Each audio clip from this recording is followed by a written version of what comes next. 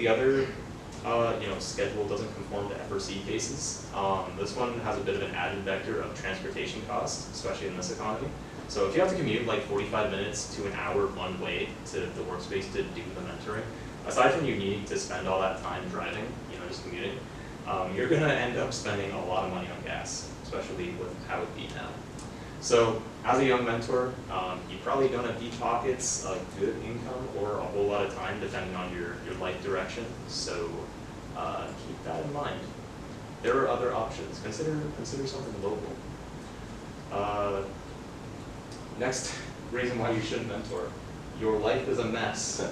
Okay? I gotta be blunt with this one because genuinely, kind of goes without saying, if you're not healthy, okay, mentally well, stuff like that, don't be a mentor, because that stuff is going to follow you into your interactions with students, guaranteed.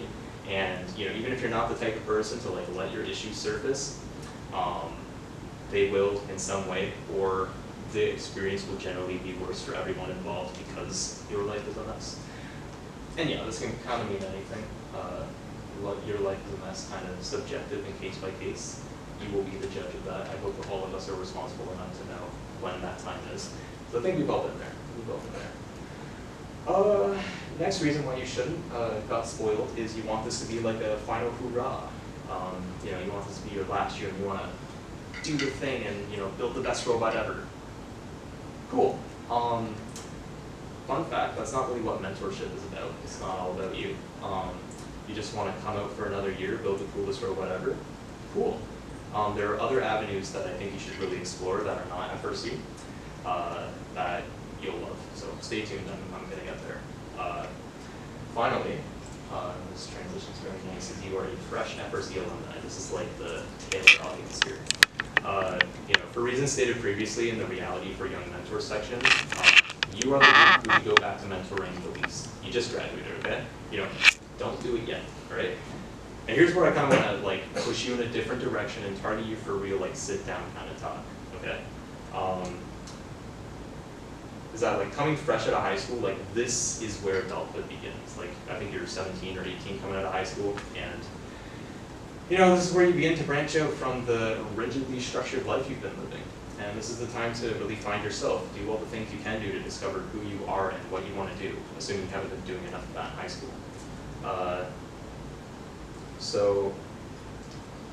Truthfully, I think FRC, going back to it, is more of an inhibitor to this period of your life. Assuming that you've already been doing it for a year or more in high school, you've already tried this. You've been there, done that. Go try something new. Go try a lot of new things, actually, and see how you like them. I think others in the room would agree. I see you guys nodding. Is that if you want to do mentoring, you should probably give yourself at least a year to do something else. And if you do go back to mentor, do it for a different team, okay? Don't go back to the old high school team. You will probably grow less as a person by going back to your old team. And I will get back to that later because there is some nuance to that statement. But now let's actually stay on that a little bit. Let's talk a bit about finding yourself. What does that mean to find yourself? Well, you might think right now you're the man. You know yourself really well, and you know what you're into and all that. And if that's you, that's great. A lot of people don't have that confidence about themselves. I certainly felt that way at some point. Did you want to say something? I assume, does anyone do that? Oh, low-key, I thought I felt that way. Yeah. But, because I'm saying this now, you can understand that realistically, that was wrong with me. Okay. Because I have learned a lot more about myself lately, which, cool. Either whatever category you fall into, I'm here to tell you, you are wrong. You have so much more to learn and experience about yourself, all of which is going to be happening starting around now for fresh alumni.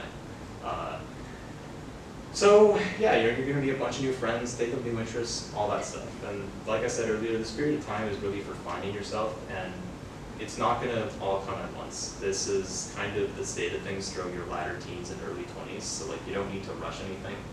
There's no finish line, there's no race to be won for figuring out who you are. Some people spend their whole life figuring out who they are, and they live the quest of life. It's pretty great. And a little side tangent I want to talk about is actually something I'm going to call the FRC addiction. I feel like, judging by the reactions, this is actually kind of relatable. know a lot of students leaving FRC, myself included, were deeply invested into it, and as such, it's pretty hard to break away, and you can find yourself being like deeply distracted by the FRC thoughts. You know, you might be one of those people who's like, ooh, what's going on at Chief Delphi? Or wanting to watch some old match videos, you know, living for that nostalgia, or whatever's happening in the present. And, you know, for me personally, it got so bad at times that I was watching match videos or like discussing FRC things when I should have been studying or doing something more productive. So it might just be a me issue, but I'm mentioning it because I don't think it is. So those of you with ADHD or some flavor of autism can probably relate to it more, and if not, you are still more at risk for that being more of a harmful distraction than a healthy distraction.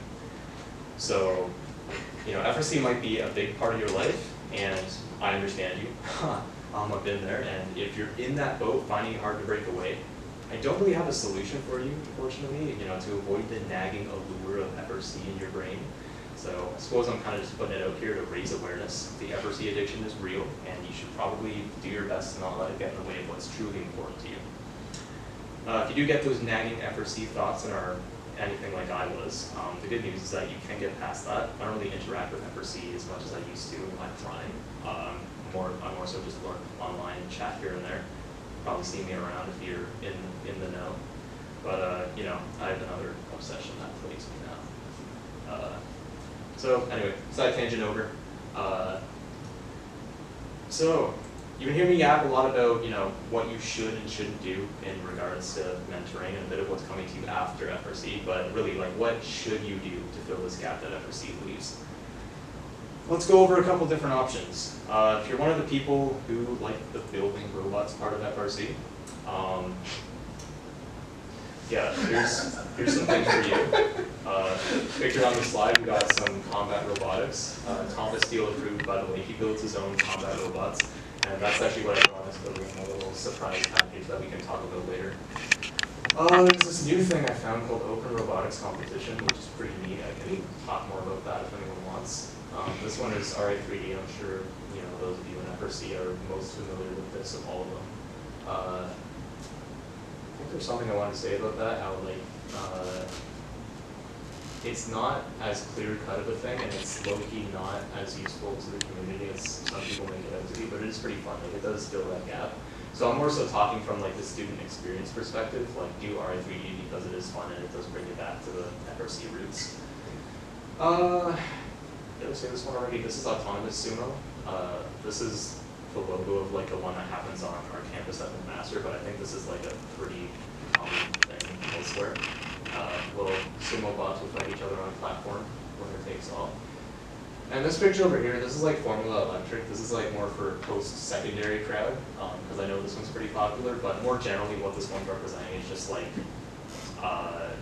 joining a university club, you know, getting out there and doing the campus things, because truly, if you go to the right place, really, there's something for everybody. There genuinely is. And like with McMaster specifically, my university that I go to, like the void is endless. There are endless activities, endless clubs. Oh my god, dude, it's crazy if you want to like actually keep up with what's going on.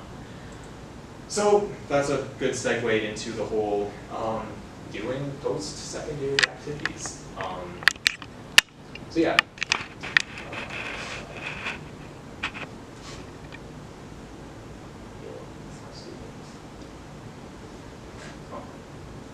I think I kind of yapped about that enough. So yeah, what else can you do other than post-secondary activities? And by the way, like this would be like clubs, this, that, and the other. I think we're relatively familiar with what that might involve. There's also like a lot of just random things that happen on campus. I found myself going to like a lot of one-off events. I got to take home like 10 gingerbread houses one time because they didn't have enough people that went. So, you know, opportunity lies, you just have to seek it. But you do have to get out here and do it. But anyway, what else can you do? Hobbies! Get a hobby, okay? If you're sitting at home doing nothing, and by nothing I mean genuinely nothing, then you need a hobby. You need a hobby. I'm forcing you, all right? People don't say this enough, all right? And, you know, I'm not gonna be one of those people who says like gaming or watching shows isn't a hobby. I don't really care what you do with your time, but you gotta make sure that whatever it is that you choose as your hobby is something that you find genuinely fulfilling. And obviously there's a couple examples here. You want to be a gardener, you want to be a baker, you want to be a photographer. Do it all. Try it all. If you don't know one, just Google top 10 hobbies. Try one. Similar to hobbies though, sports. During my first year on campus, I picked up and played a couple sports that I thought I never would have thought of trying before. And just like with hobbies, they are so fun and fulfilling. So don't be afraid to try something new. Like I said earlier, this is time to figure yourself out, and you might find your new favorite thing. I found myself really liking squash. I don't know if anyone's played squash before. It's pretty great. I would have never played squash otherwise, but my friends don't like to play it anymore. They have all the rackets too, so I can't play unless one of them wants to play it. It's kind of sad, but no biggie. Pickleballs and things. Well, I kind of do that. So anyway, yeah, let's say you're still wanting to do the whole mentoring side of things. If that's your forte, that's your interest here. So I literally just added this a few minutes ago. So let's talk about that. So if you want to stay in touch with FIRST, but you don't want the higher workload of like the full-on FRC mentoring experience, here's a list of options for you depending on your region. Shout out to Thomas Steele for getting these to me. I'm not nearly a hit enough on like the opportunities pertinent to each region, so it really came in clutch for me on these. So for those in London, there's RA3D at Western. I haven't seen it recently, so I don't know if that's still happening, but I know it existed at one point, probably still happens. Those in Windsor, there's Southwest International off-season FRC event that happens. You can volunteer or just show up. There's also FTC events and volunteering opportunities. In Waterloo, there's FTC events. There's also Team Dave, but they're in the Kitchener section for some reason. I thought they were Waterloo.